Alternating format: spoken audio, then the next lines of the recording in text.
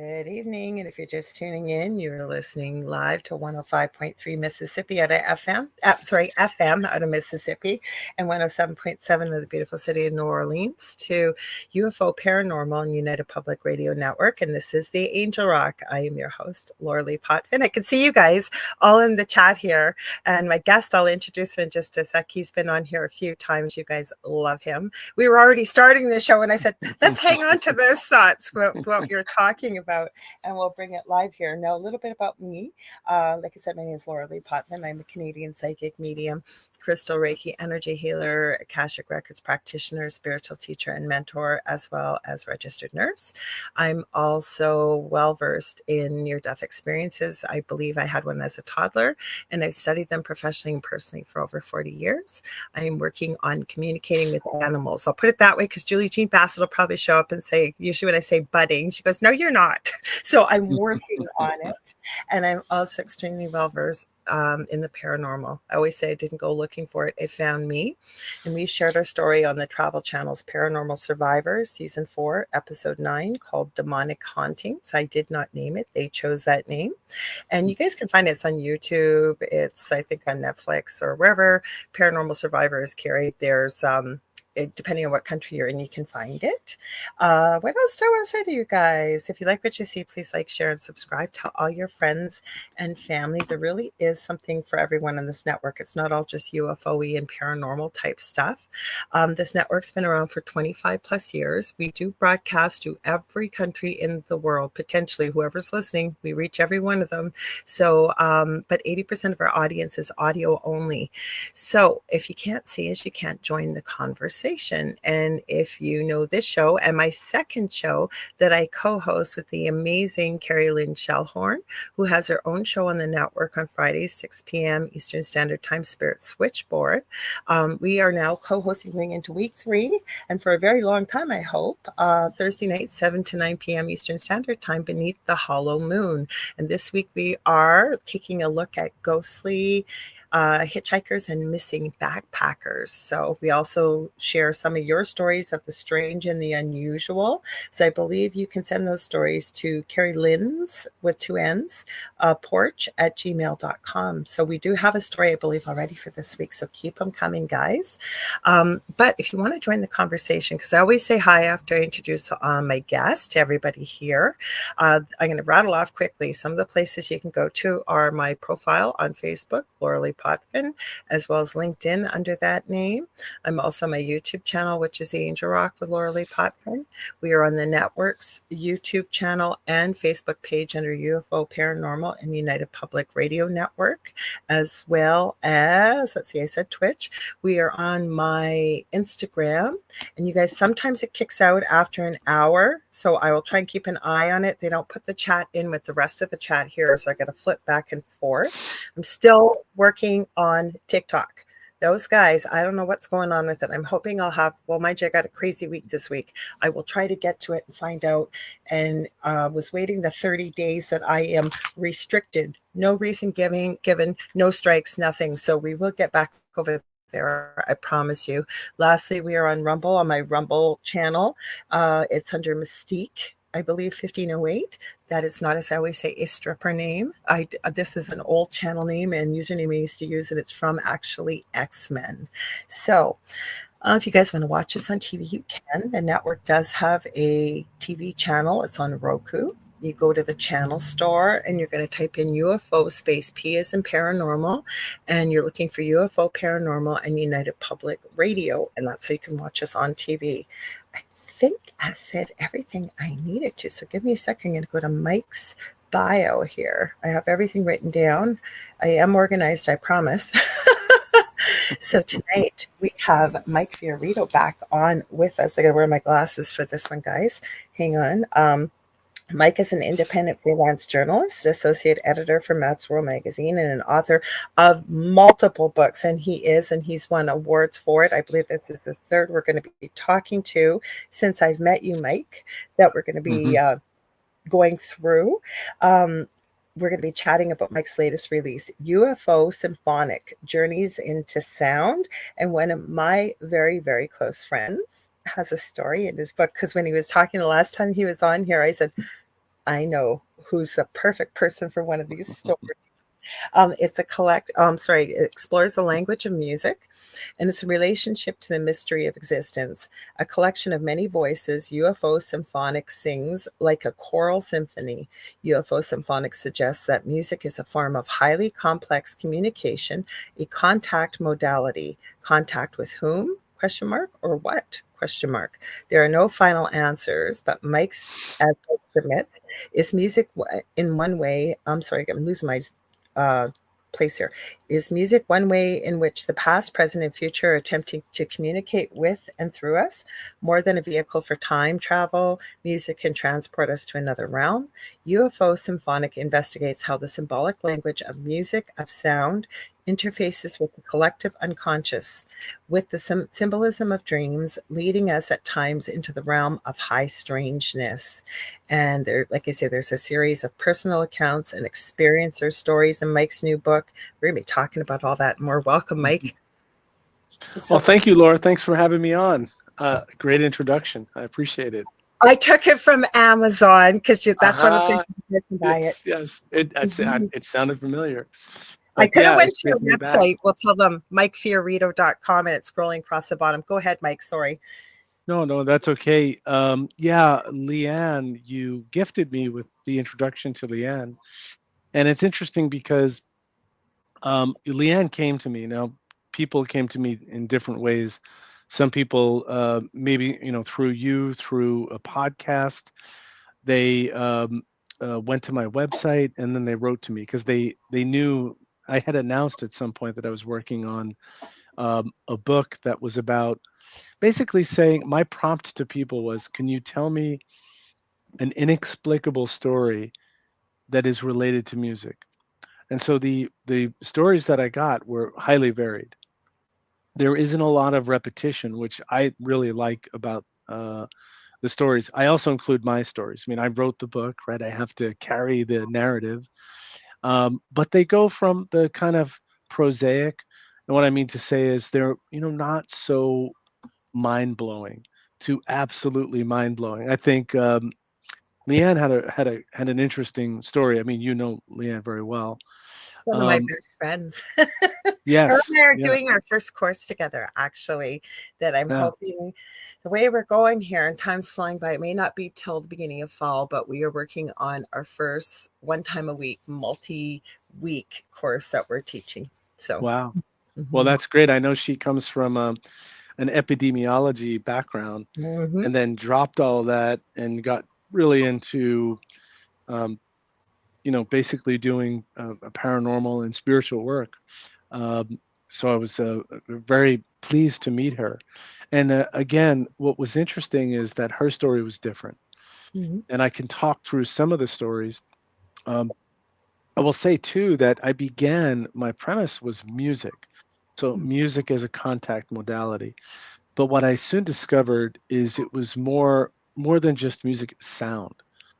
That so for instance, chanting, which is, it is at its core, it's very esoteric. I mean, these things can go as far as you want them to go. Chanting or using chimes, bells, gongs. And, now I heard something that, what is it? There's a dog whistle. Did you hear about this? That is being used.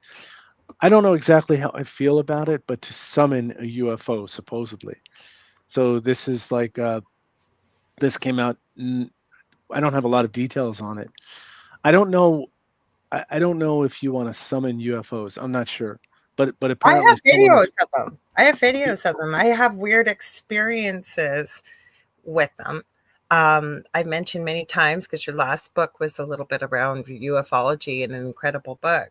But Joe Montaldo, who owns a network, also is one of the creators of ICAR, which is International Center for Alien Research. On there, he has done it, and I know I've mentioned it before. He's done a 20-year plus study of people with green eyes, red hair, and Rh negative blood, because supposedly those genetic attributes never existed in the human genome before 70,000 years ago. So where did it come from? So he's been asking people, have you had an experience with UFOs? Have you had an abduction? And it's interesting. You can see the results of it. It's not long.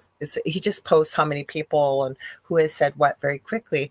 But I don't have those attributes. My mother has all three and doesn't believe in any of this stuff. But I don't know. I've had people say it was a time jump. I blinked and opened my eyes miles away, hour and a half gone. Don't know what happened. My car was going the opposite direction. I have so many videos right where I live, but the city I live in has full of high strangeness. You can get any kind of paranormal you can think of happens here, but I've got all kinds of videos of stuff. So could you summon them? I don't know. I can't see why you couldn't if they're tuned in like a radio station, because that's what it is, right? Frequency, vibration, frequency, and harmony, those type of things, right? The tones, I think, is what helps also connect those otherworldly beings. Certainly, the CE5. There's lots of different programs people have. I guess what I would think is you'd want to be careful with intention, like any of these, any spiritual practice, right? You want to have. I think it's important to have good intention, to have a respectful intention. Um, but so there's this dog whistle thing that can be used to attract attention. Um, I think that's absolutely fascinating. I think these things also, they just can happen. So sometimes, people, like you said, your mother didn't believe, and yet she has this high propensity. I mean, this stuff is all over the Attributes. place. Yeah, it's all over the place. Whitley Strieber asked me, I was on his podcast, and he said, "Is there?" And it's before that I heard about the dog whistle. He said, "Is there something that you could use to communicate?" And I said to him, "Well, perhaps, but it's like these things aren't. Uh, they're not perfect. So if I use any kind of tool, I may attract. It's all about that moment in time and the willingness of the others to cooperate. It can be a little slippery. So, uh, and I think there's also levels too. I think with music and with sound. I mean, music is highly organized sound, but I look at it as a kind of like a pyramid. I can listen to music to just kind of enjoy something. You can listen to music to be transported in time and place. Music it is definitely can put you in an altered state. And that's really my point here. It puts you in an altered state. It deliteralizes you. In other words, it takes you out of your everyday rational mind where magical things happen. Now, that's kind of up to you, and it's also not up to you. It's also, um, it could very well be that you're eagerly wanting something to manifest or occur, and it just doesn't. Or you could be someone that is a complete non-believer and thinks this is not all kind of fantasy and made up stuff, and you are the recipient of a great experience. Well, you've talked about many things here, right? Yeah. Before I go any further, can we say hi to everybody? Because you and I start, and I'm going to tell Oh, you this. hey It there. always does. You've touched on so many things here that I'm glad you brought them up, because again, we always have the most interesting conversations when you come on here. So we've got Kurt. I won't highlight guys because it'll take too long, but I'm just going to shout you out. We got Kurt W75. Hi, Laura. Good to see you. Hope you're having a great Monday. I am. Heidi Gall is here. Hang on, from Colorado. Much love. I know she said hi to you and me. Kurt says, great to see you. Mike, hope you're doing well. Buddy can't wait to listen. Everybody's saying hi to one another. We got Z Sun Dragon, or I call him by his muggle name, Kevin, is here. He's saying hi to everybody. We got Astral Light Paranormal. Welcome. Please forgive me. Again, share your muggle name, because I know you showed up with Carrie Lynn and I, and I'm so glad that you were able to tune in. So please share, because I recognize your channel name. So welcome. Kurt says, yeah, I'll highlight this one. He says, they say it never fails, the dog whistle, but what's the technology? What's it doing to the beings? Makes me wonder a lot. Oh, I got so many thoughts on this because I hadn't heard the Mm. dog whistle, but let's see. Everybody's saying, I got Julia Evans here from the UK. I know it's late over there, so thank you for tuning in, Julia, as always. Victoria, thank you, Victoria.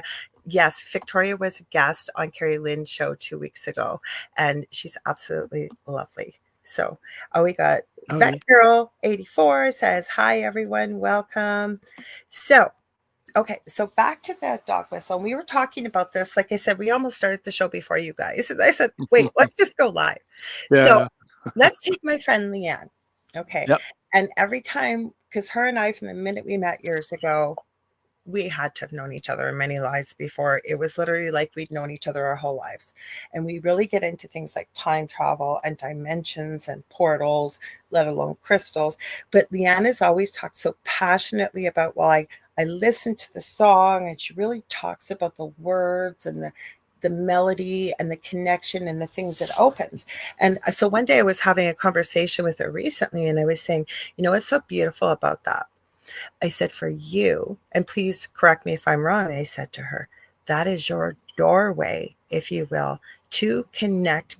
I hate the term monkey mind, but the mind that we think runs the show, and it doesn't, right? It's just Hmm. kind of a computer that opens that doorway for you, allowing you, if you will, to let that part of the mind go and be able to open that doorway and to connect what I believe is really out there. We just don't know all, and probably won't know it all before we leave here and go back home.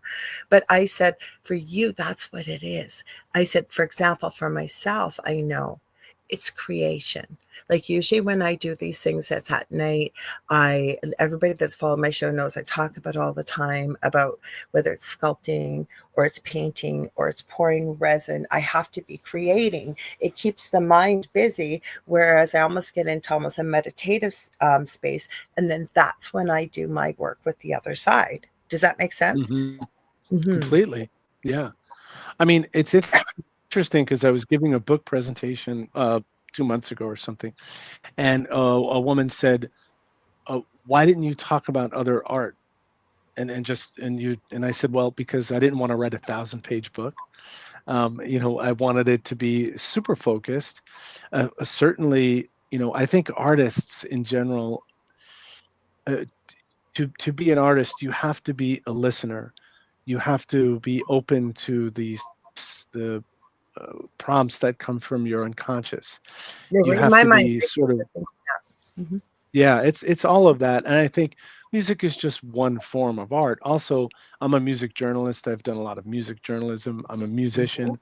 So, and I also, there wasn't an offering in the UFO catalog of books that really focuses on music. There's a book by Grant Cameron. I think it's called Tuned In, but it's a little bit, no disrespect to Grant, he's an amazing prolific writer, Mm-hmm. but it's anecdotal, and I didn't want to write something anecdotal. John Lennon saw a UFO, or David Yeah. Bowie had this experience. I wanted to actually talk to people who I knew, who I had a chance to get to know.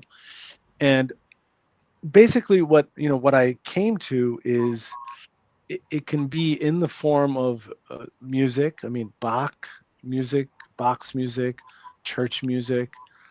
I mean, it could be any kind of music, disco music, which can put you in a sort of trance.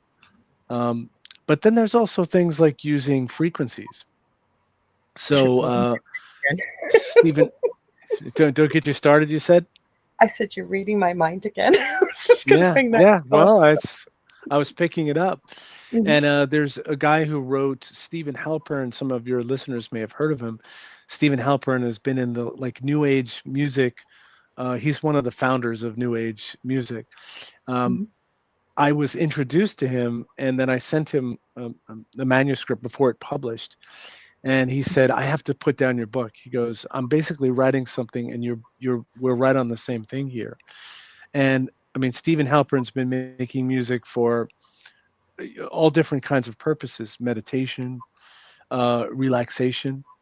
Sometimes there's the God frequency, the solfeggio frequency. It's more, you can't sleep to that. You're kind of bubbled up with, emotion and just things running through you. So there are different kinds of frequencies you may use to facilitate a certain kind of experience. So that's a whole other, category. And you might say all sound is underlying frequency. That's true. That's certainly true. Can I Um, stop you there for one sec, though? Okay, please stop me anytime. so, okay, with solfeggio tones, because Leanne and my other friend Debbie are coming on June the 2nd. They've been on here. Debbie has channeled 8 solfeggio tones. I've them pinned to the top of my YouTube channel. We're looking for someone with singing bowls that could actually recreate them. She found a friend that could do it digitally. So they're a little bit harsher sounding, but they're meant to be shared from spirit with the world for whatever way they may want to use it for whatever part of their life for healing. But where you're going with this point, so I often say if everything is energy, and one of the laws of energy is that it can either be created or destroyed, but it can be transferred from one place to another.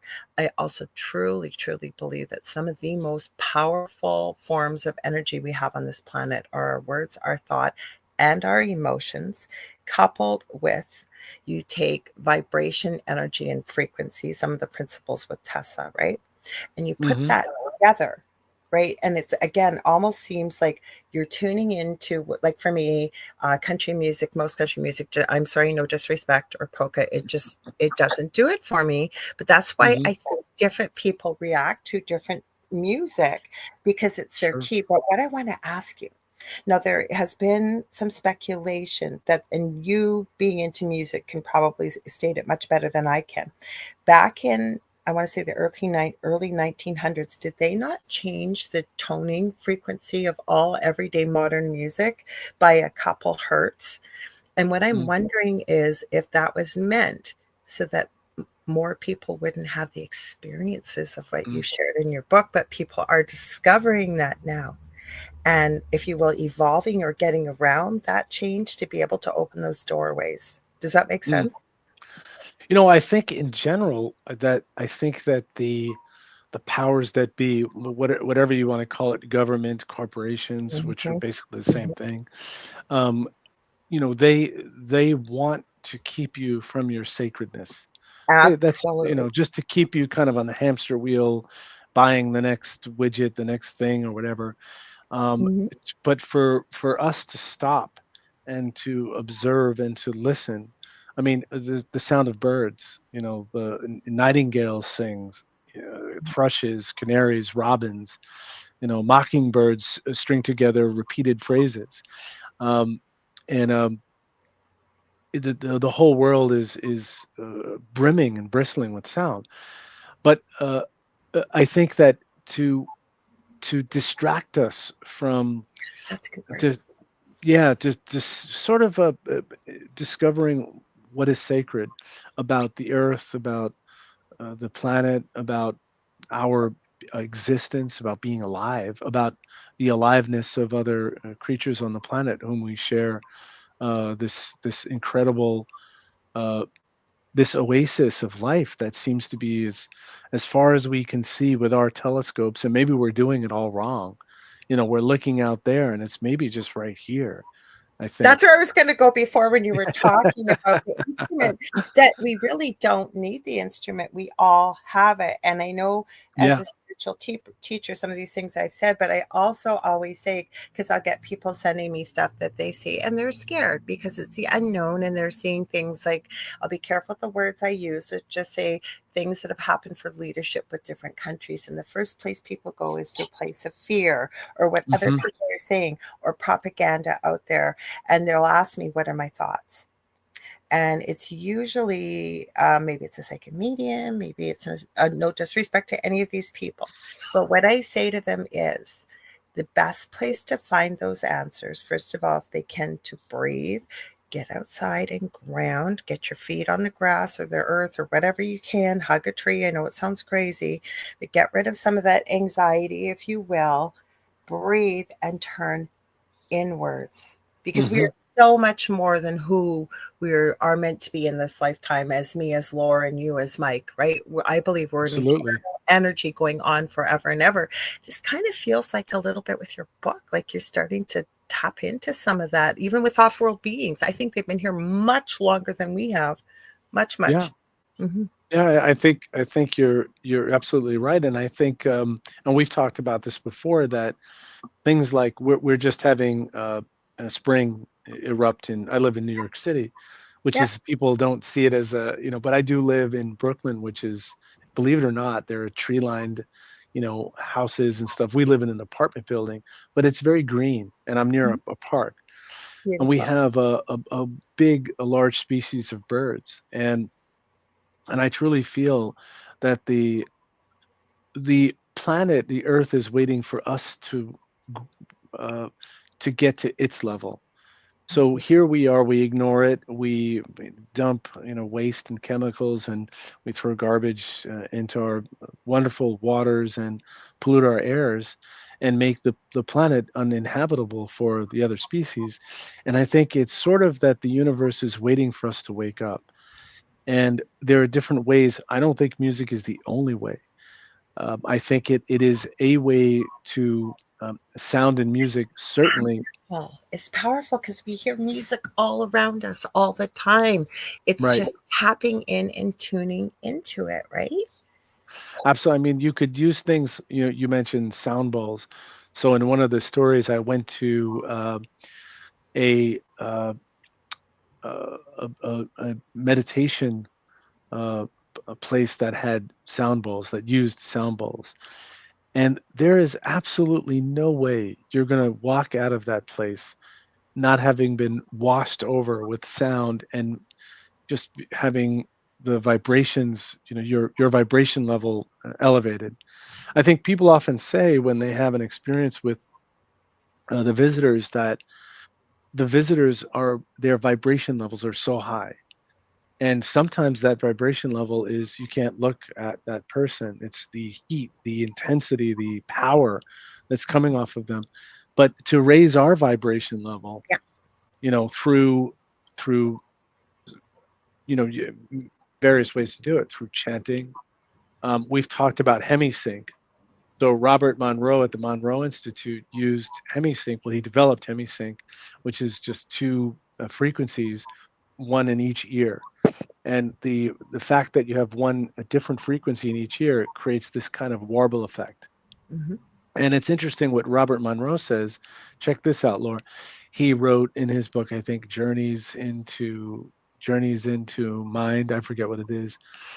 That when he would use the hemisync, and I've used the hemisync as well, Okay. you get into hypnotic state. Yes. You get into a hypnagogic state.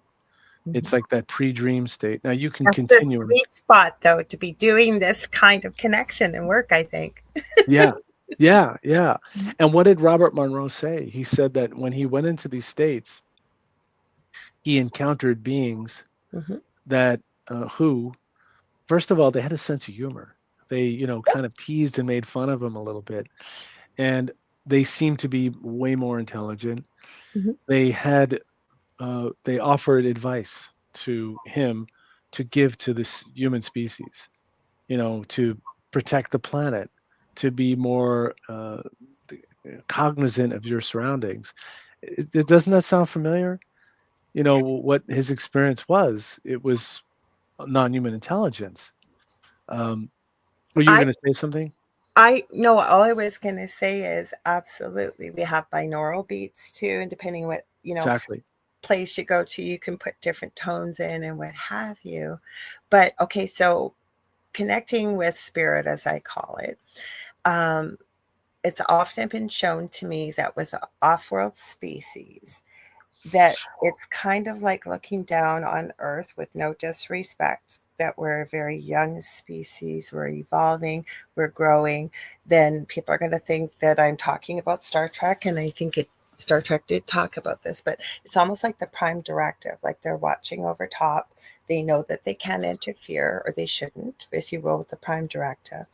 But certainly, when my son was alive, my youngest son, he was terrified something was going to happen to the earth. So I always used to tell him, because the Van Allen belt does exist, radiation, but I also used to tell him too that there was other species besides ourselves, and they were never going to let us mess around. Like, I'm not being disrespectful for anybody listening, but it's almost like handing matches and a gas can to 3 and 4 year olds, right? You're not going Hmm. to hand that to them. And we had those kind of things. So I always would say to my son, in much simpler terms, of course, that they're not going to let us do anything to our planet, because if we do something to our planet, we don't just affect ourselves, we affect everybody else around us. So I almost Hmm. feel that way with connecting with off-world beings, that they are much older, they are much Hmm. wiser, they are much more evolved, and they love us. And I think some of us have them as guides on our team. Same as when you were talking about the dog whistle. I hadn't heard that yet. No, I've heard of, Mm. there's Carrie Lynn had Beverly Rhodes on her show Friday night. I'm working on having her on. I followed her for a while, and she has it goes along with the ufology stuff. She has a person that she works with that is absolutely lovely, Azria Beckham. She's coming on, you guys. I got her book finally, end of July, and Beverly's coming. What she does kind of goes along with your book, not with the music. She, I call it the unicorn horn. So she has a piece like this, almost, but it's like a pendulum. It's called the unifier. And she goes into, with people's permission, she does the type of readings where she's not going back into your physical 23andMe genetic DNA, but your energetic as well as historical connection to off-world beings. And all she needs is your name and your birth date and what have you. I have watched Mm. live people that have got the results, that they are blown away with what, and Mm. it really embodies who you are, your characteristics, and what. So there's so much more where I'm going with this, with connecting with these off-world beings. But I think that a book like yours really gives people permission, as well as the ability to realize that, hey, that experience I had through music, that wasn't all just in my mind. This is real. Other people are having these Hmm. experiences. Mhm. What do you think? Absolutely. I think that's, that's absolutely right. I think Mhm, that um, what's nice about music is that it's something everybody experiences. Now, people have different levels of their relationship with music and with sound. And I think that what I wanted to do was to uh, uh, sort of introduce people to a modality that you already know. mhm, It's interesting, the most conservative people that and what I mean by conservative, that they don't believe, they have their job, they do their thing, they own their car, they like their material goods, whatever, but they watch the most wild fantasy stuff. They listen to music, they have a great music collection, which is basically their spiritual world, their unconscious. That's them tapping into their unconscious experience, mhm, but maybe in a resisting way. I wanted people, not just people in the UFO world, to read mhm, this book. My hope was that this would be a book, and some of the reviews have kind of suggested that I wasn't a believer. I'm not a believer, but I like these stories. It's interesting the way people talked about their experiences. Um, Very much the topic I'm writing about is just the synchronistic way people connect, the way we connected, the way I connected with Leanne, the kind of magic of all that glue kind of coming together. Um, so I think that you can certainly take these things to the level that you want to take them. You know, you said to me, well, you said that the others, they don't want to uh, uh, get involved in what we're doing and kind of interfere with us. Think of it like, with even kids. You have children, mhm. and I can tell my son till I'm blue in the face what to do, but I have to kind of guide him to a thing, Yeah. to a place. If I just tell him, it just goes right up, it ricochets off his head. I have Mhm, two of them, two boys. And but if I can kind of take them to a place, And how does that happen in our spiritual world? Usually we have some kind of uh, sometimes it's a kind of a kundalini type of shock. It's a ontological shock, what John Mack called it. It could be something through grief or something sudden, a near death experience, something that knocks us out of our Mhm. everyday ego and wakes us up. Or it could be through these little hints. It's as if the universe is kind of throwing hints to us and saying, "Hello, are you listening? Hello, are you listening?" Can we talk Uh, about some of the stories? Because I know you're sure. started before. Yeah. Can we, if you're okay with that? So people Oh, have an absolutely. idea about why they want to buy this book. It's not just about UFOs or music. There's a much deeper connection and meaning behind your book. So Yeah, I'll talk about. Let's talk about. So one thing to say is, I met someone again, a synchronistic thing. Do you know Jeff Kripal? Jeff Kripal, who wrote I know the The name. Flip, and he's written a bunch of things. He runs the archives of the impossible at Rice University. But anyway, I read Jeff's book and I wrote a Mhm. review for it. And Jeff Kripal mentions this guy Kevin Kahn. Mhm. Um, I didn't know who Kevin didn't have. He didn't wasn't public. It was just Kevin. That's it. So Kevin is a high functioning autistic, and he worked in like some nuclear reactor place. I don't know. He was like a scientist kind of Perfect person. place for him, probably that he'd love. Yes, yes, and he also had extraordinary experiences with what he called summoning a UFO. Basically making it appear. I think we Anyway, all can, by the way. That's why I was starting to go with yeah, Beverly Roads and stuff. But I want to talk about your book. I want to hear Kevin. I want to hear the story and all this. So. I thought it was really funny that when I go, there was Jeff was giving a lecture Mhm. and it was online, and I go and join the lecture. I didn't know that Kev was on this lecture because Jeff devotes a chapter to him, to this kind of extraordinary person who has these extraordinary experiences. And Kevin just blurts out, he goes, "Are you Mike Fiorito?" And I just said, like, how does this guy know me? He goes, Mhm. "We loved your review." And I'm thinking, who is this guy? Yeah. And it turns out he's the Kev in the book that Jeff was talking about. And just for everyone who's not into music, Kevin hates music. Music jars him Mhm. because it's just too much information overload.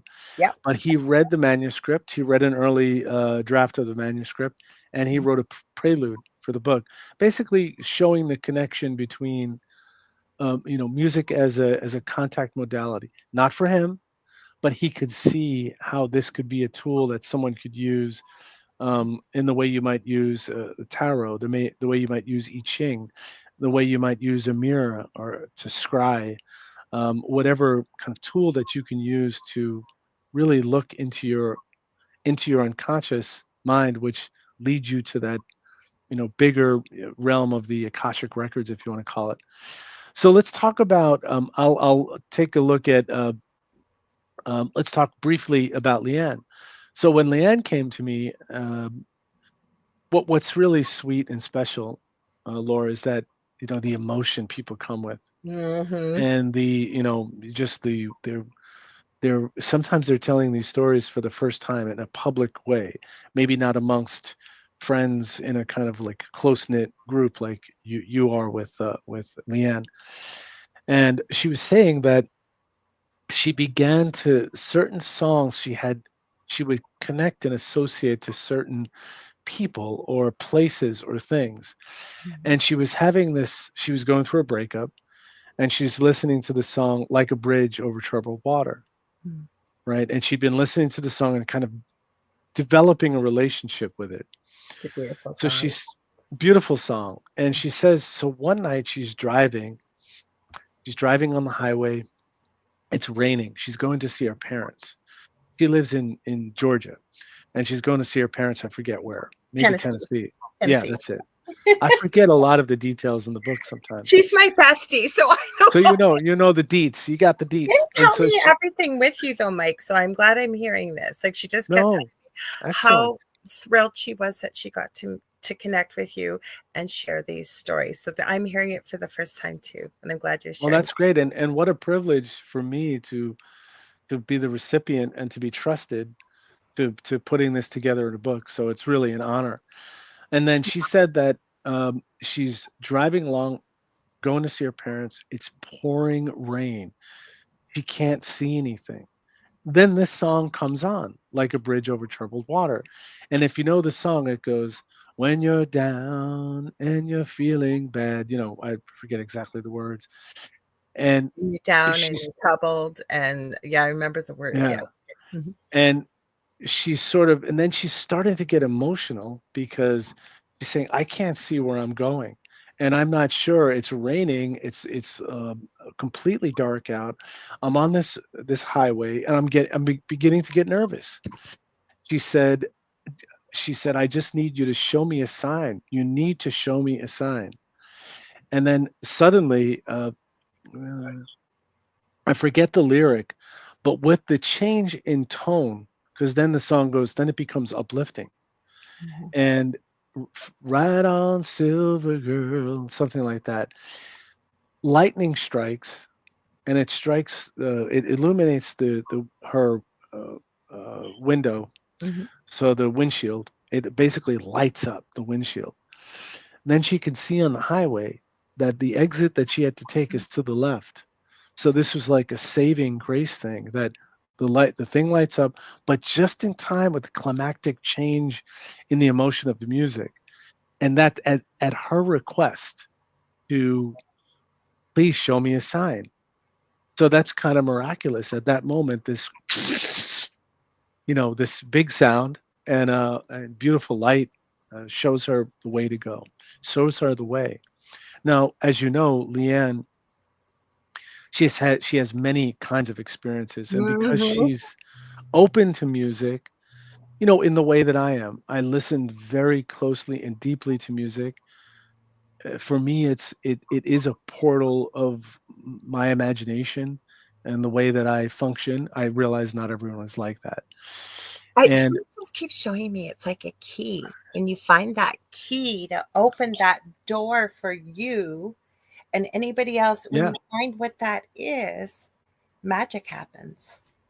exactly. And that, I'll get back to the Leanne story, but magic can happen in ways that I think when you authentically connect with that which really spurs you on, there's just such an energy, and then you create this aggregate energy. So as a journalist, a writer of music, I've been put in situations where I've had these amazing experiences, um, and then meeting people, and I don't mean it's like celebrities, that's not even what I'm talking about, Mhm. but then you have these incredible friendships, and then that friendship spurs on this other thing that is a further inspiration, and then you write a new book about that.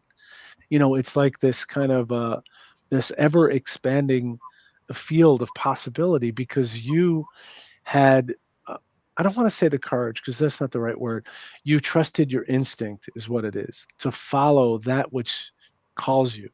It's like the deer in the forest. The Joseph Campbell would talk about in mythology. The deer, would you'd see a deer and then you'd go follow that deer into the forest, and then you're aloft on some great, holy grail journey. And we have to find that deer, that thing that's calling us, and That is so trust in the. cool. Oh, sorry. Go Yeah. ahead. I had a pause. Go ahead. Sorry. Finish up, No, please. please go ahead. I did want to say another thing about Leanne, but please go ahead. Speak, Okay. Well, the please. only thing I was going to add is I kind of Yeah. had this conversation with somebody this weekend, how somebody I'd seen on a podcast, but I could really feel their energy. I believed in what they were saying. It really connected with me. And then by making that connection, it's opened up a whole new realm of possibilities by Hmm. trusting what you're feeling, seeing, and hearing. And I think you touch on something so powerful, and I'm sure it's going to lead back into Leanne's story, is the fact that you knew to trust yourself. Not that you could ask maybe friends or what do you think of this, and people, oh no, don't do it, no, no. But if you and you hear people that are successful, I'm not talking billionaires, but they had an idea and they Hmm. decided to go against the naysayers. They knew that from within to follow their path. That was their path. That was what they were meant to do. And then it just blossoms and opens up into fields of possibilities, like the stories you've Hmm. shared in the book. Hmm. Yeah. Hmm. And I know you're like that too. You're Hmm. very in tune with, I mean, the work that you do requires that. It's Hmm. to be, but even even like you said, say successful business people, if you want to call it, they may have a great sense of instinct and knowing Yes. like where the good idea is and who to trust and when to close the deal, whatever that is, that kind of But stuff. also not to But listen to the naysayers, and we've all been there, right? We have this harebrained idea. I'll use myself, for example. I come up with an idea, and I think, but in the past, I'll say, because I don't have a harebrained idea at the moment to come up with, but in the past, right? And you think, geez, well, I know, I'll use it, for example. When my mother used to call me Lulabelle and the Amazon because I'm quite tall. I used to be all gawky and thin and clumsy. And then in my teens kind of filled out and what have you, but I was never athletic. And mm, one day I decided I'm going to learn how to play basketball, and I'm going to be the best there is at it, as best as I possibly can. It took a lot of work. It took a lot of practice, but I will tell you, in the end, and don't get me wrong, was never going to end up in the women's NBA, but it taught me a very important lesson as a young teen that when we feel something and we connect to it and we're willing to follow that possibility or put the work into it, whatever it may be, and really follow. I had so many people saying, "You're never going to be good at that." My brother used to tell me, "Oh my God, you're athlete." I highly doubt it. Like, had so many people saying this, but I just knew to trust that idea within myself and follow it. And it was such mhm. an important lesson that I learned as a young teen. It's never ever it's never served me wrong. And it's kind of what I'm feeling with these stories and then the connections that you're making with it. Yeah, yeah. I mean, if you, I mean, believing in yourself, believing in Hmm. your dream, and Hmm. there was I interviewed this. He's a kind of legend of bluegrass. I realize not everybody's into I that. know you love bluegrass Yeah, I love bluegrass, big into it, and but your passion. Mhm. I absolutely love it, and I'm from New York City, which is a very it's not the biggest bluegrass Yeah. a place in the You need world. to be from where Leanne is from, down Tennessee and all those places. Right, exactly, exactly. But Yeah.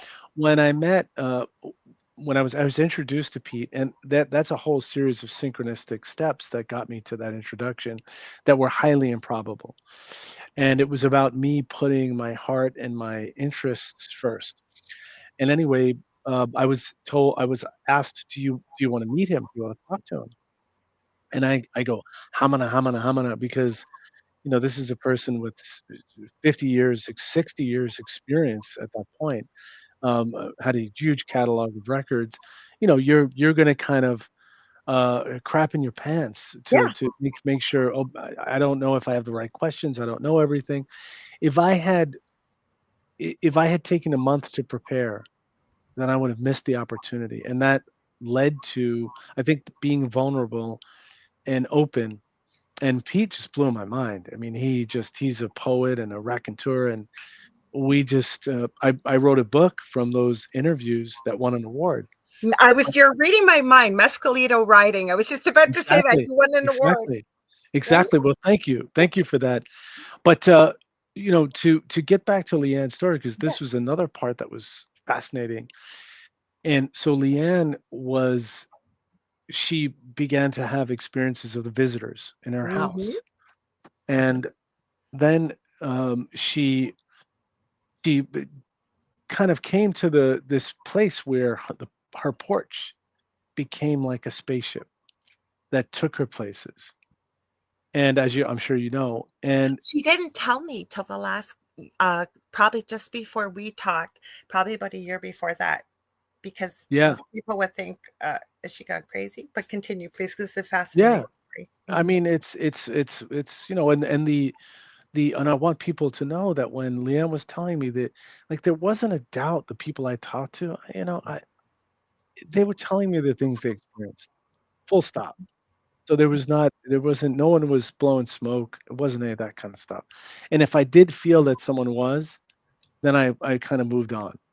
And it Well, but, really, like, I would you're say, pretty intuitive, like, I've gotten to know you, yes, and how many times have I said on a show to you, "Oh my gosh, you're just reading my mind," like, we're I in sync know here, we and I do know that together. carry on, please. Yeah. Mhm. We do that together. Yeah. And which is, we're like, you almost, we're like horses let out of the, stable, and we're, Yeah. going. Um, but yeah, she was being asked by the visitors to sing songs. Mhm. And so she was, and she said, Leanne said, and I don't have a great voice, but she was being asked to sing songs to Mhm. heal beings somewhere, somewhen, in some other realm. Well, And if that I brings tell me to you, like, tears. is It does. exactly, and that's what how she was responding, and her Mhm. emotion, and the authenticity, and who she is, and all of that, um, was just, it was hard, it was mind blowing, and also deeply emotional. Um, Mhm. and that's just one kind of story. There are. It's interesting that there a lot of times there is association with grief. So there is Interesting. something. Okay. Yeah, there often is. And I don't think that's uncommon, though. I think that grief knocks us out of our everyday, and It it can open us up to uh, bigger, just the whole meaning and purpose of life and the mystery of life. And we often get caught up in we just get caught up in, and I respect that. It's we have to be Mhm. focused on living our everyday and going to work and taking care of things, getting the food on the table and whatever it is. But You go through a big re- change, though. I can speak from personal experience, and I know that you very kindly had shared when your mom had passed, or as I call it, going back home. We had talked about this, and for people in the chat, I've shared before. My youngest son, who had severe autism, passed away very unexpectedly, January 15th of 2025. And my biggest question in the beginning to him, I mean, he wasn't here physically, but why did you have to leave? Why was your journey over so soon? And now I kind of know for some of the reasons. I don't know it all, but I also know that I had a lot of opportunities like to travel and, speak on different stages and do many different things, but I always said no because I would never have left him. Now, that's not why he left. I don't mean that. But I really believe, like for myself, it's a very monumental year on top of grieving. I turned 60 in August.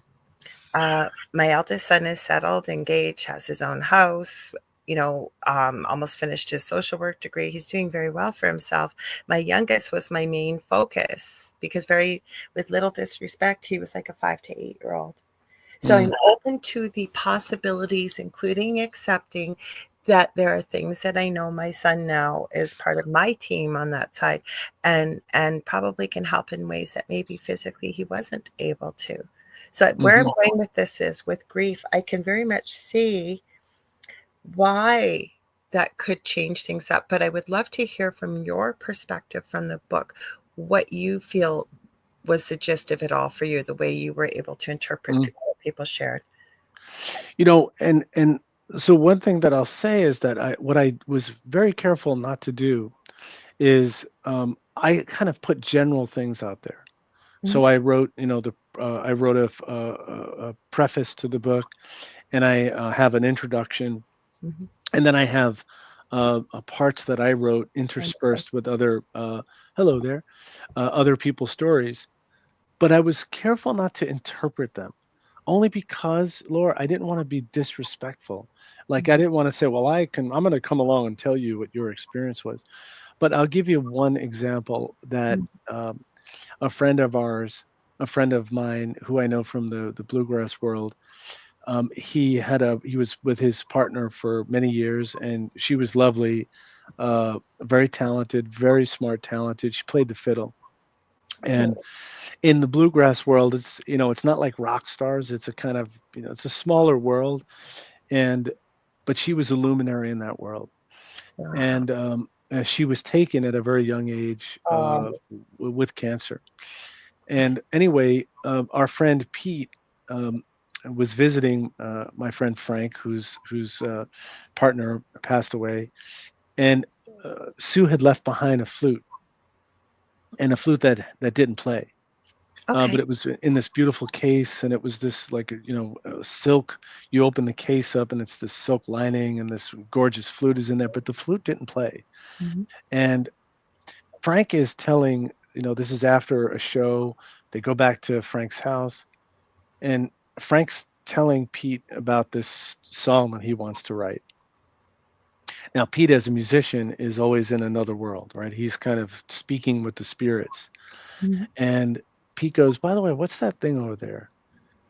Frank says, "That's Sue's flute. Do you mind if I play it?" Now, Frank's not thinking because he's caught up in his own story. So Pete takes Absolutely. out the flute. Now Pete starts playing the flute. Do-do, do-do, do-do. Frank's telling the story. Mhm. This is the song I want to write. And what he's thinking is Pete's not listening to me because he's in his own world. Pete goes, "Okay, Frank, here's the first verse of the song. Here's the melody, here's the first verse. Write it down." And then he goes, "And I'm going to use the chorus you mentioned." After all of this, Pete, and by the way, Frank recorded it. He sent me the recording Thank of goodness this you because he did. couldn't keep up with it. He was Mhm. like, "I got to record. I can't. I got to." Mhm. They put down the flute. They kind of changed mood a little bit. They come back to the flute, pick it up. It just won't work. It won't play. And it was as if like Sue's, being kind of gushed into this flute to give it life momentarily so that they could write this song. And Mhm. believe me, that meant a lot to Frank. That meant a lot. That was, again, it was grief somehow. And someone wrote that the spirits love music.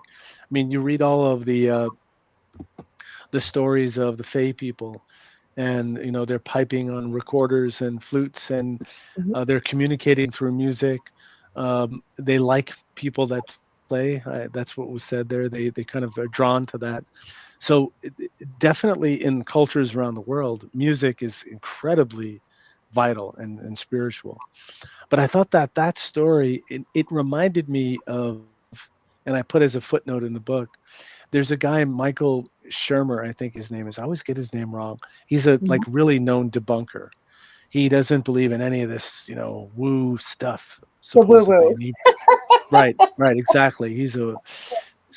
But Shermer wrote about, he goes, "Look, but here I had this experience, which was like the experience I just described." He said he and his that to be wife were getting married, and his wife's grandfather, who she was very attached to, wasn't there. He Oh. passed away. Mhm. And so the night of the wedding, they come back home, and somewhere in the house they hear music, and they don't know where it's coming from. And they go, if I don't know where it is, it's in the basement or the attic, and it's in a drawer, and it's a radio that her grandfather owned. Mhm. And it played music briefly for some And no time. And it batteries, played right? No batteries, no, no but power I source. you you know, I don't even know that, but All I'll that. explain a little further. You're right. You're right, exactly. Mhm. And it had like an old kind of tune from the time of his, generation. And now Michael Shermer's a debunker. He doesn't believe in anything. Everything's, debunker is not even critic. Debunker is just like, I just don't believe. Mhm. He's a scientist. He takes apart the thing. That's why I said about the power supply. He just takes it apart piece by piece. He can't figure out what the heck happened. So this thing came to life. Now, you can come up with a million reasons why, but this thing came to life briefly in the spirit that her grandfather kind of, would have wanted to communicate. And there's Because something to grandfather that. probably was there for the whole thing. Because I believe our loved ones Exactly. are, anytime we think of them, because we're not limited by a physical body, right? So we can be in a million different places at once if should we choose to be. So and important things like a wedding, they're going to be there. And it sounds like to me Yeah. grandpa left her the perfect evidence that she would know this was him. And this is Hmm. why he was doing what he was doing, which is incredible. I have a question for Yeah, you that came to my head. Have you yeah. had any experiences that people have shared? Say, if they were having an experience through music with an off world being, that they were able to share what music is from their perspective or from where they come from, whether it be off world It's a great or. question. That's a great Mhm. question. I think, and I want to get back to something about the wedding because it's very funny. You'll appreciate Oh, this. cool. Okay. I think that what so I have what people will often say is so there's a guy James Iandoli who he runs the Engaging the Phenomena podcast. And Okay. I got to know James through conferences that he did in New York City. He and some other folks did that were phenomenal conferences.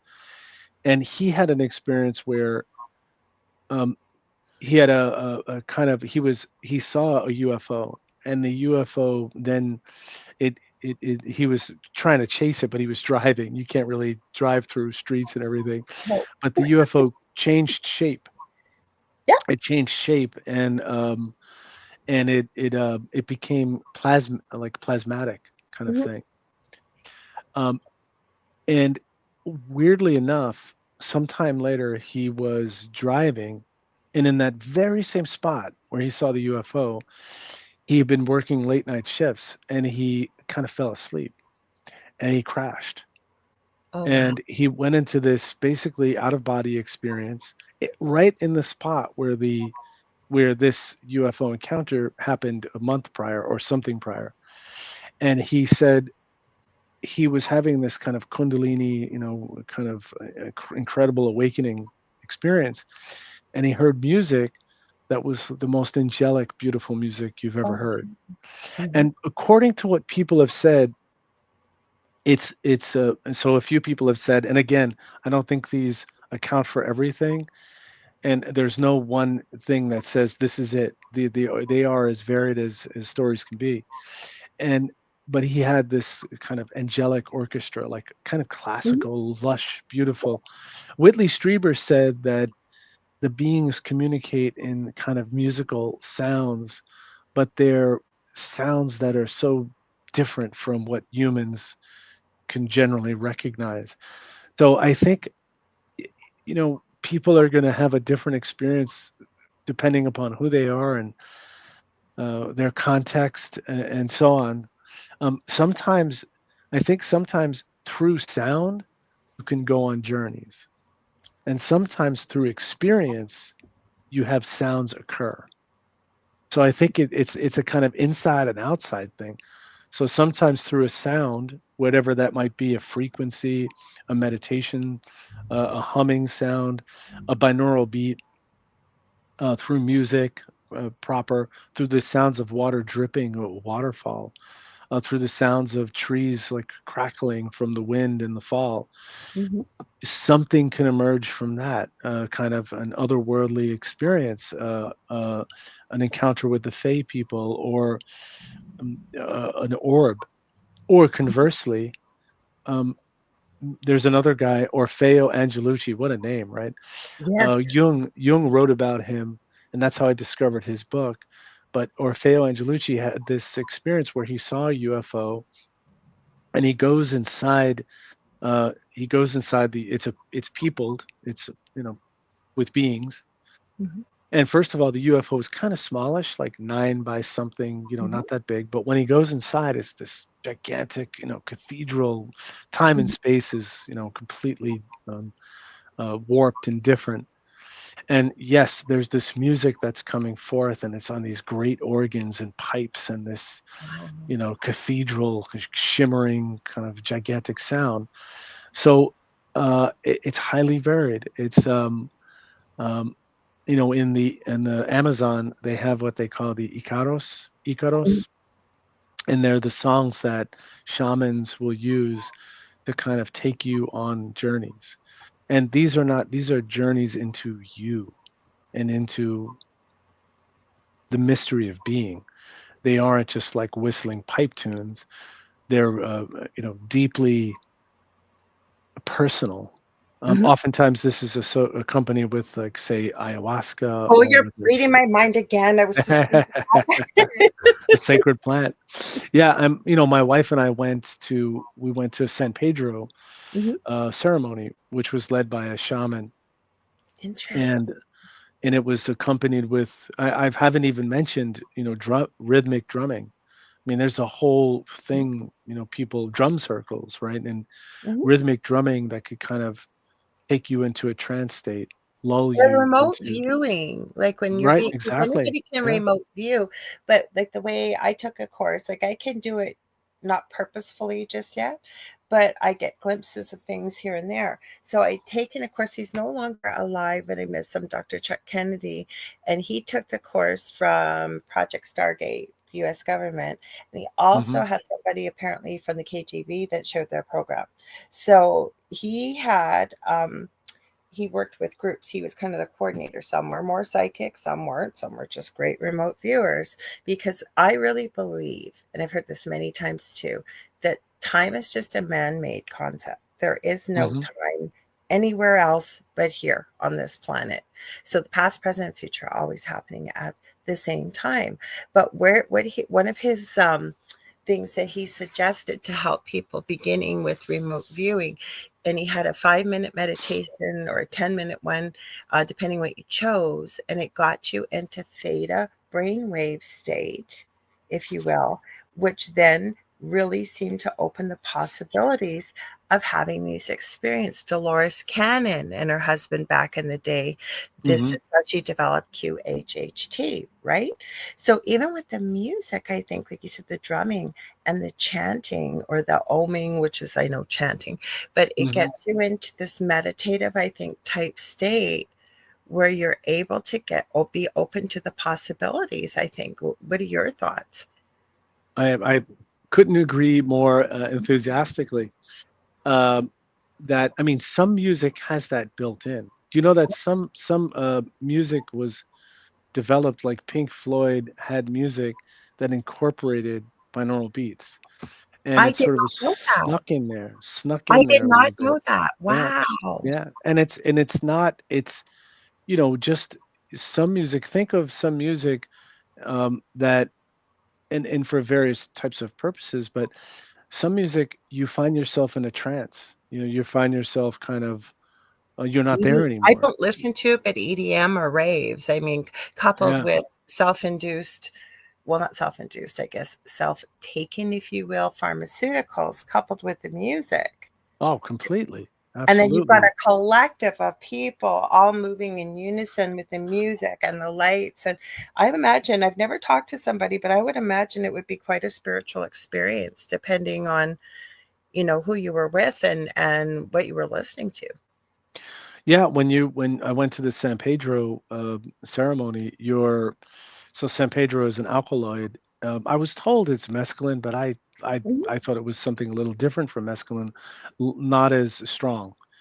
But you're first of all, you have chanting, you have drumming, mhm, and it was what I want to be very clear with everyone is the way the shaman guides you on this experience very respectfully, and you have great respect for the plants.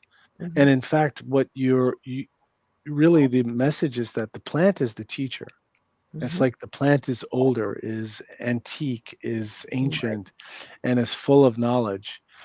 Just like I said at the beginning, that the sounds of birds and the um, that they're kind of calling to us, waiting for us to listen.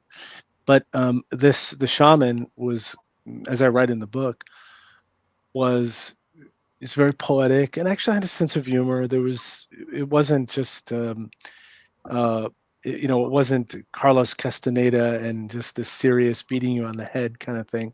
It was playful but very deep. Mhm, And you you consumed the San Pedro.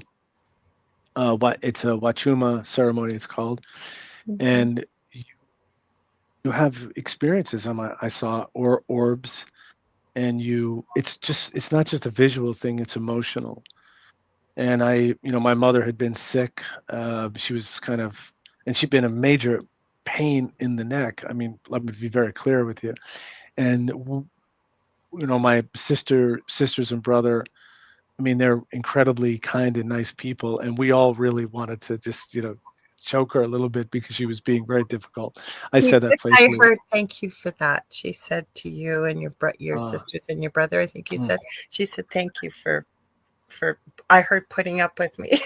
yeah, well, thank you, and but that's what I was hearing something in this experience of is dig deeper for more compassion. Yes. Have more compassion, show more love, forgive, and if you have these experiences and it's just lights and a big show and fireworks, that doesn't mean anything. But if it leads you to revelation and to hopefully getting out of yourself and having more compassion and seeing, But that's what it's uh, about, right? And the thing is, I'm absolutely. just thinking you went there with your wife, person you love most in the world. Besides, I know, well, we have kids and everything else, right? But that's your life partner. You go there.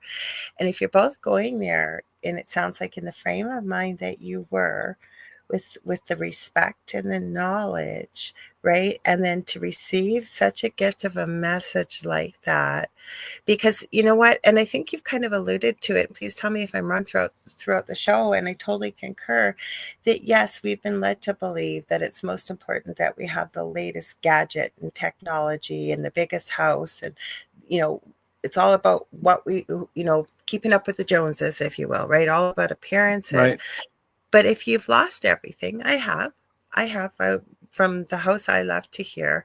And it was such a big life lesson in the fact that, never mind, I have worked in the death and dying field for a long time and most of my adult life. And you start to realize in the end, it doesn't matter how many toys you have or what other people think about it. You really, especially if you've got a bit of a journey before we leave this planet and go back home, as I call it, the people I have worked with and from what I've seen, it's looking back on your life and thinking, was I a good person? Like, what did I Hmm. do? What did I leave behind as a legacy? Not about material things, because you can't take it with you, right? It's who Hmm. you were and the heart that you have, or like you said, dig deep for more compassion, right? What a Yeah. beautiful message. Yeah. Hmm.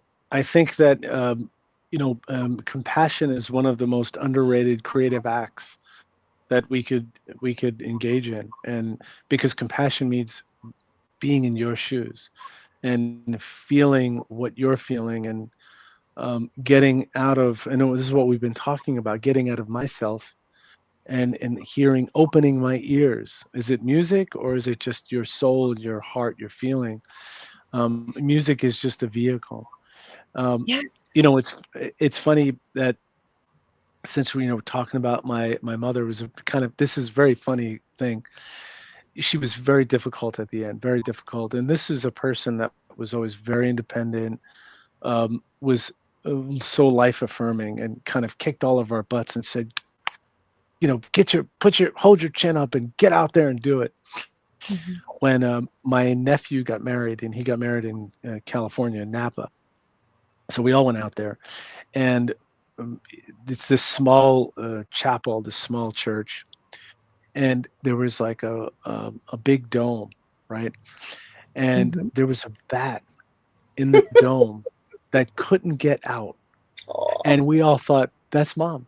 That's she's making, because she also had a dark sense of humor. My mom, she could be Hmm. very funny and just kind of, and I'm like, we're all just saying, we that's mom. She's basically saying, ha ha ha, here I am. And And you know what? The fact that you all knew that it was your mom, you know darn well it was your mom because you all knew, right? It wasn't and like, it was her sense of this humor. is that's mom. Right. And it was because she wasn't there. There was something like, let us give thanks to the people that couldn't be there. And then you're like, what is that? I'm Oh, that's here. right, right. And on all, of all things, Laura, it's a bat, which is kind of funny. That's just to be almost a dark comedy joke. And we were all laughing kind of funny because it also couldn't find its way out. Hmm. So it started to zip around and zoom around, and God, that was so funny. Um, Perfect timing, like you said yeah, with Leanne, about yeah, the story about she couldn't see, listening to Bridge Over Troubled Water, thinking, I need a sign. And at that moment, the lightning happened and she was able to see her exit was there all of a sudden. Same yeah. thing with you. You're at the, probably all, obviously very happy for your nephew and what have you, but thinking, oh gosh, I wish mom was here to see this. And right at the perfect moment, right? Mhm. She was like, "Yeah, yeah, yeah. I'm here now." I'm here. Yeah, it was so funny. Mhm. Um, if I can tell you with maybe on an ending note here, because I'm actually running out of battery too, but I'll tell you one more story. Um, I'm hanging around, guys, till the end, but I want to let you know before you tell the other story. Kevin says Mike is great to oh, listen to, by the way. thank I haven't you. Well, I forgot the appreciate station that. ID, but Mike, I knew, well, he told me he's running out of battery, and I said, well, we'll go as long as you can. So please share the other story, and then Yes, after yes, I will. Thank Mhm. you. You did pretty And yeah, we're almost there. good. So I met this woman, Lauren, and she didn't want to be named. Mhm, She's a scientist. Let me see. What was she? She was a. I'm just taking a look. She's a neurobiologist or something. She does research, and so she wrote to me from the website after I was on a podcast I've been talking about. I was accumulating stories, and yeah, I'm just on low battery right now. So she was saying that she'd been doing different kinds of meditations, listening to frequencies, listening to tones and frequencies and music, and she was experimenting with binaural beats, different hertz strength, like we mhm. talked about, so for different purposes.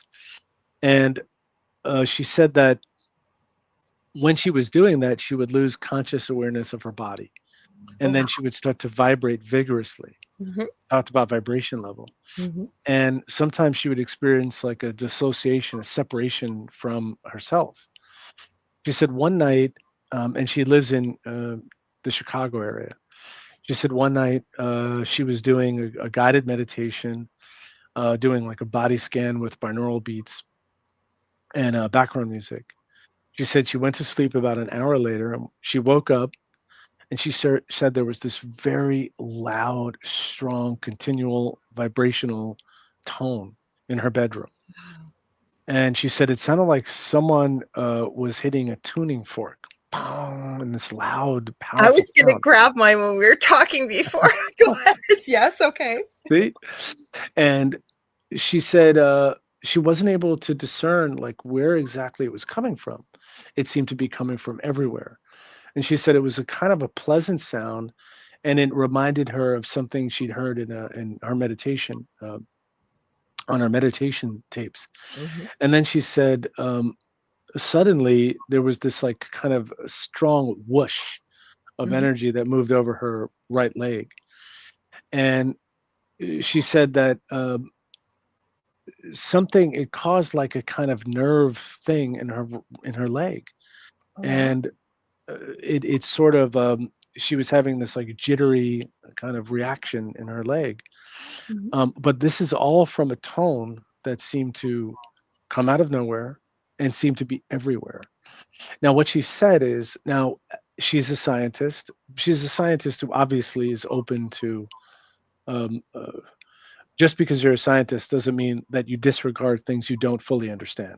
Right. What she said is, I live near Fermilab. I mean, who knows what kinds of things are going on there? Was there something, you mentioned they're concerned with us destroying the world because it impacts them. Mhm. The way termites eating your house, the porch in your house would be a concern to you. Yeah. Where the termites and some other non-human intelligence uh, world. Mhm. And anyway, I thought that was kind of fascinating. It wasn't a story that was predictable, and there were many stories like that of people playing with binaural beats and then having extraordinary experiences that led to an increased heightened awareness of color, even to having almost like psychedelic experiences. Yeah. Not uncommon, not uncommon at all. But to using sound to basically augment your perceptual field, to open your doors of perception, to use a phrase. I thought that was so fascinating, and it was just lovely that she reached out to me with that story.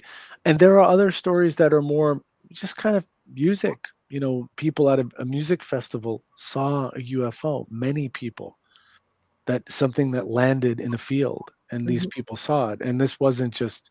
It's not like you attribute it to people were taking drugs. That was not the situation, mhm, or psychedelic plants.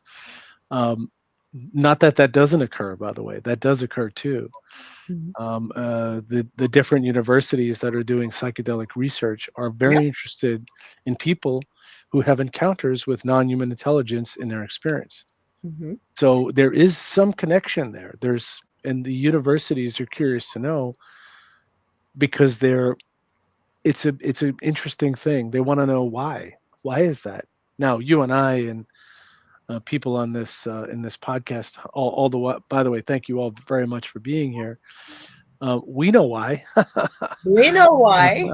But the lab suit people, they're just like, they're curious because it so often occurs. I can tell you before I let you go, and guys, I'm hanging out for another 20 minutes till the next show comes up. Don't worry. The biggest question they have, okay, they can AI, you can make it almost look like a human being, move like a human being, and what have you. But what they're trying to figure out is, how do we do what you wrote your book about, the fields I work in and other people work in? How do we do it? You could ask each and every one of us, and we all maybe can't tell you how we do it. We just do it, or we have our own unique way we do it. And that's it. Each and every one of us, none of us are the same. So they've Hmm. got a long way to go. Yes, yeah, it's going to be one at a time. Hmm. But the very fact that in ayahuasca, there's often an experience of the ceiling kind of goes away. Someone takes you, a being takes you aloft, shows you marvelous, takes you to another place, Hmm. shows you these incredible technologies, geometries, and like books of ancient wisdom, Hmm. akashic records, and Yeah. all of this kind of stuff, and then takes you back to where you're from. I mean, this is a very common, repeatable model that happens. So it's gotten people's attention, Laura, I think is the thing. I Um, love it. Well, Mike, but you guys for listening, it's UFO Symphonic Journeys into Sound by Mike Fiorito. Your website, Mike, is www.mikefiorito.com. I think it's going across the bottom. that's it. That's it. Yep. And I Where can just you want to buy all your say, books, though? Where can you um, buy all your books and everything you got coming up before I let you go? they can buy it anywhere you can buy books, because it's not made by Amazon.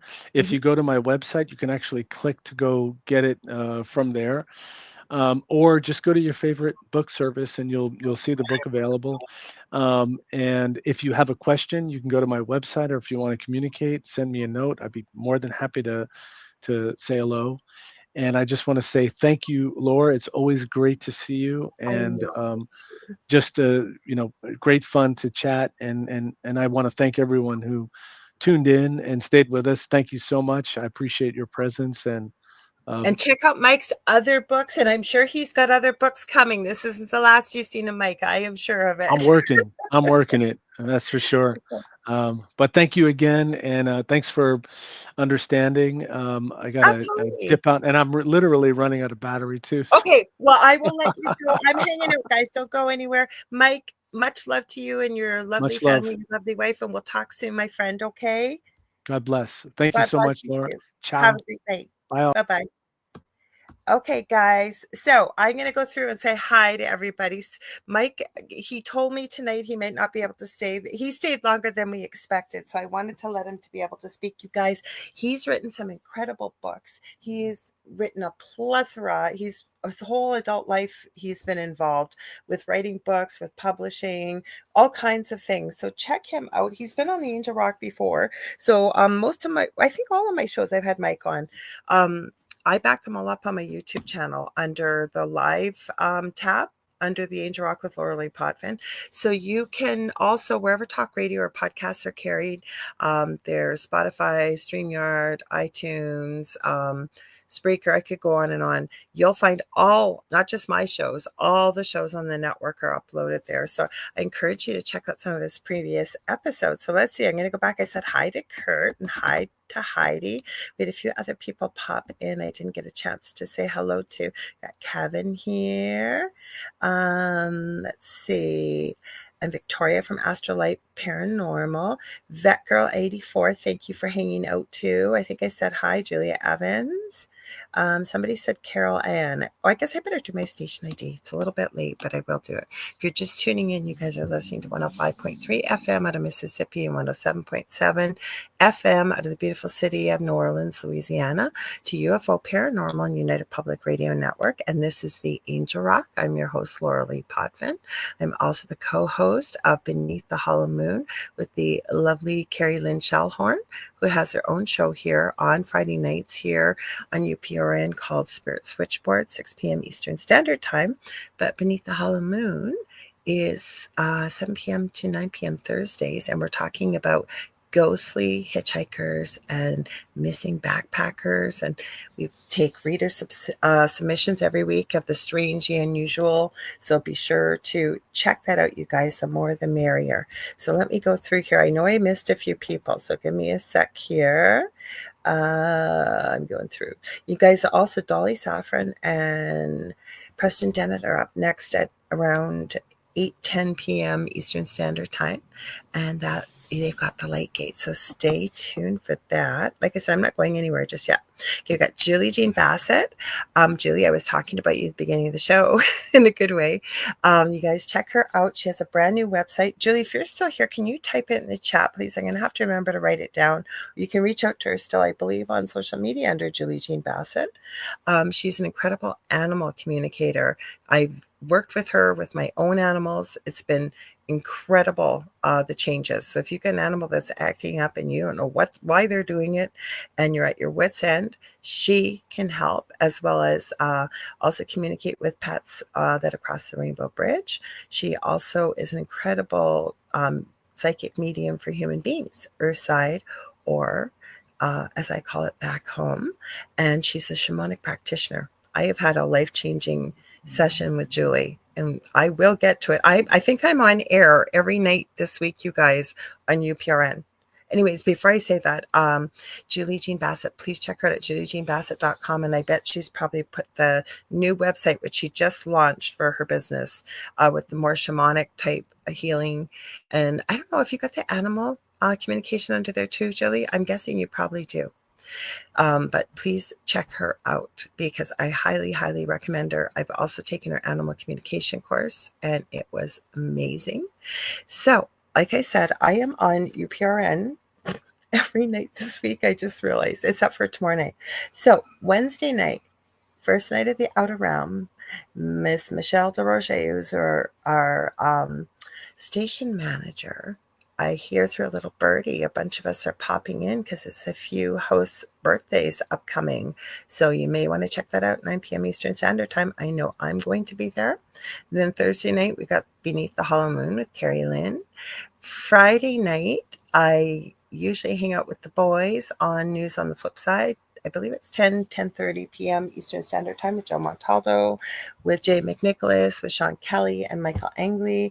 And then they've got the chat on Saturdays, 7:30 p.m. Same group of boys. So you guys are going to get sick of me. I'm going to be around a lot. I see Connie Martin's there. Hello, welcome. And let's see. I'm going through just so I don't. I've got Nicole Gaspar. Thank you for joining. And I think you mentioned something about your show, Mystic Whispers Podcast. You just have to reach out if you ever want me to join you, Nicole. I'd be happy to. And it's hard for me to book guests because I am booking into, I believe, September already. I had actually booked off the weekend after my birthday, the Monday, and in case I was out at camp, but I've opened that one up to fill in the wonderful guests we have coming for you. Like I said, we have Azria Beckham. You guys have heard me talk about her. She works at Beverly Roads. I discovered them under the Sean Atwood channel. From what I hear, I believe Beverly said that they are now working with Big Homie CC, who is and was a bodyguard for a lot of the big stars in Hollywood. And now he's a whistleblower. He is fascinating, that guy. big guy, but fascinating. Anyways, Azria is coming on, I believe it's July 28th. You guys do not want to miss this. And Beverly was on Carrie Lynn's show Friday, Spirit Switchboard. I've emailed Beverly today, so hopefully we can squeeze her in August. You guys are going to love her. And they have a whole crew that they work with over in the UK, including, I believe they have a big thing coming up. It was either this weekend or it's next weekend, where last year there was over 1,000 people making contact with off-worlders and UFOs, and they filmed it. It happened exactly when they had predicted it would happen, and it was live. And they did it again this year over in the UK. We got lots to talk about. Let's see. Did I miss anybody? I don't think so. Oh, we got Mish here. Hi, Mish. Mish, I always love to tease her. Love her. I love all you guys, but she's over in Australia, so I always say she's over in the future. So welcome. Let's see. Everybody's saying hi. You want me to pull a card? I got time to pull a card. Do you want me to do that? I can do that for you guys. I haven't done that in a long time. Okay, let me see. What one am I going to pull? What one? Oh, I see a deck calling me. I had the Star Trek Tarot deck, but that would take too long. Tarot, because usually I like to pull more than one card. I just happened to see this. It is an old deck. It is Doreen Virtue, Archangel Michael, Oracle Guidebook. I haven't used this deck in forever. So let's see. That was a good idea. I think that was Kevin that said that. Oh my, pull a card. Exciting. Yes, because I never get a chance. Oh, Kevin says, happy dance, Lorilei. Well, it's not me. I'm just on other people's shows. That's all. He said, you're going to get sick of me. I think Wednesday night's going to be a lot of fun, you guys. I don't know who's showing up, but lots of people from the network kind of having a panel. I think the advertising's already out there as an open mic night. Hello, Miss Emmy. Are you coming over for the card pull? You can come up and say hello if you like. My German Shepherd thinks that she is a lapdog. Well, thank you, Miss Emmy. Okay, you have to get down. Go. I'm trying to pull a card and you're licking me. I'll be done in a minute, my love. Okay, sweet. Okay, hang on. I just heard cut the deck. So what did we pull? So this is for everybody, and I will tell you that when I pull cards, I usually just use them if I'm doing quick one-question readings. I don't get much chance to do that anymore. But if you hear this message and something resonates, take it. Leave the rest. Or you hear the message and you think, oh my gosh, this is totally like meant for me. It is. Spirit knows who's going to watch this show live and who's going to see it or listen to it, whether it's live or on the replay. So this is from Archangel Michael. It says, this is your life's purpose. And it's got a little bit of a prayer. It says, Archangel Michael, you know the details of my divine life purpose, and I ask you to help me be aligned with my goals. Please clearly guide my actions so that I am taking the best steps to fully manifest my wonderful and meaningful career. There was so much coming through as I was reading that. So this is a card. The one things that I was hearing, because I'm running into a lot of people, I don't know if you guys are, but a lot of people knowing that there's something more to life than what they've been living. And why am I here? What is my purpose? So what I'm hearing from Spirit, literally light around this angel. And I love that Mike shared my friend Leanne's story in his book, basically saying when it was in very, very dangerous and dark, never mind that she was listening to Bridge Over Troubled Water, she really just said out loud, I need you to show me a sign. And lightning struck in that moment, lit up her windshield, and she was able to see that her exit was actually right in front of her, gave her enough time to turn left. That's kind of how I'm taking this card. But start looking if you can. If you feel like there's something more, or you're not really sure what path to follow or why you're here, look for that light. What brings light in your life?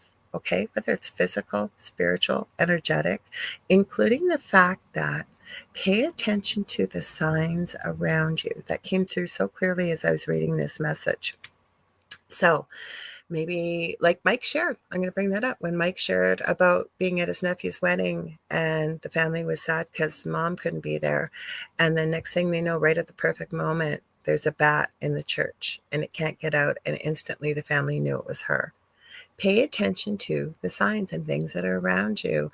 License plates, songs, song lyrics, running into whatever it may be, the perfect thing at the perfect time, with being able to hold the intention that There can be serendipitous things that happen, but I really believe there are no coincidences. Pay attention to the numbers. Now, there are signs out there that or there's websites that'll tell you what angel numbers mean and so on and so forth. But I would truly find that one of the best way to get answers, whether it is with dreams, whether it's a plan, whether it's a thought, what path to follow, if you can, go outside, or if you can't, that's fine, but hug a tree. There's many ways to ground yourself. Do a few deep breaths in and out. Try and relax and ask the question and listen for the answer you are seeking, because you know best. Whether you think you do or not, your higher self does know, and trust your gut. Follow it. And literally hearing there'll be people saying, but if I follow it and I'm wrong, what if I'm wrong? It's okay if you're wrong. Step back, take a look at what happened, and take the lesson from that, because there's always a lesson in everything that we do. And I really hope that this card helped you guys. I really hope so. That's such a cool idea. I never get a chance to do this with you guys. That's why I told Mike, okay, Mike, hang out as long as you can. I never get to hang out with the crew, the family, the Angel Rock family. We never get to hang out with you guys. So it's nice when I do get a chance to. And thank you for the compliments. I saw them in the chat and I really appreciate that. Thank you. But really start to learn how to trust yourself. Some of the things you can start doing is paying attention to just feeling into things, just practicing, walking into a room, asking yourself what's changed. Say, some of the rooms in maybe the temperature's changed, maybe the amount of light coming in through the window has changed. Starting to pay attention to the changes around you. And as you do, you start to build up your confidence of paying attention to the little things around you, but also even, is it red or is it blue? Somebody holds out their hands and you guess, this hand's got red. It's got red. That's starting to build that intuition is where I'm going with this. Starting small, building on your successes, taking note of it. I call that evidential proof. And because I truly believe we are all intuitive. We are all capable of connecting. Like Mike with his book tonight, he showed a plethora of different stories from different arenas through the magic of music. But what's your key? What opens your door to that side where you can then connect with, if you will, the other side? You want to call it universal consciousness. You want to call it off-worlders. There's a whole big, huge, magical universe out there that most of us have never been led to believe is possible, and I think it is. I love each and every one of you guys. If you ever want to get a hold of me, you can get a hold of me on facebook.com/The Angel Rock until Leanne and I get that course going. We were talking about it this week. We do have the outline and work on it. We just want to really get really succinct with each week, because it's not going to be a one-day course. What our vision, if you will, is to have a one-time-a-week course. We will pre-record it and then probably go live with it, and then have a group. Beautiful, loving community, no drama, no backstabbing, nothing but supporting one another, a safe place to ask questions, to be able to practice, and to really build up and support one another. So that's what we're looking for. I wanted to tell you what the guest is next week. I think I know, but I want to double check. Okay, come on, load up. I thought Mary Electra is coming back on. She was on a few months ago, probably more than a few months ago, because it was before January. And she was lovely. She's a sound healer. Speaking of, I didn't plan back-to-back music this week and sound next week, but she's absolutely lovely. So she's coming back on. And yeah, that's where I was going. So right now I have facebook.com/The Angel Rock to get a hold of me. Once we get the course out, I plan on having a domain name website. But in the meantime, if you're not on Facebook or anything, I am on every social media platform you can think of, either under Lorilei Potvin or The Angel Rock. So feel free to reach out. Fastest and quickest way for me, though, is Messenger. But with that being said, also have two groups on Facebook: Paranormal University for all things paranormal, the Angel Rocker Tribe for all things spiritual. Don't forget to tune in Wednesday night to the Outer Realm, where the bunch of us are hanging out with the wonderful and amazing Michelle Roche. And then Thursday night, Carrie Lynn and I have Beneath the Hollow Moon, 7 p.m. Eastern Standard Time. And it's episode 3. We are talking about ghostly hitchhikers and haunted backpackers. It's going to be a lot of fun. So stay tuned for Dolly and Preston coming up next with The Light Gate. I love y'all, and I will see you on Thursday. Have a great one.